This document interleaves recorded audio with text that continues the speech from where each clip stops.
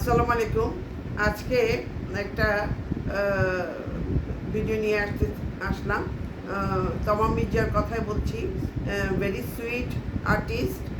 সুরঙ্গতে সে নমিনেশন পেয়েছিল পরিচালক সমিতির অ্যাওয়ার্ডের জন্য।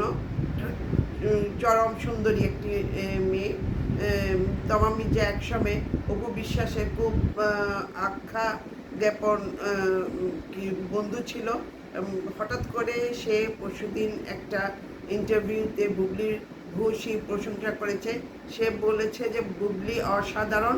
বুবলি সত্যি কথাই বলেছে, অসাধারণ। বুবলি দিন দিন উন্নতি করছে এবং সে একচাটিয়া পরিচালক, প্রযোজক সবাই তাকে খুব পছন্দ করে এবং নতুন ছবিতে সে চুক্তিবদ্ধ হচ্ছে। এটা আসলে ঠিক কথা। তমাম মির্জা সত্যি কথাটাই বলেছে। এতদিন সে বুঝতে পারে না, এখন বুঝছে, এই আর কি। তো সুতরাং কথা বললেই বলা, এই ধরনের চিন্তাধারা থেকে সবাই সরে আসা উচিত।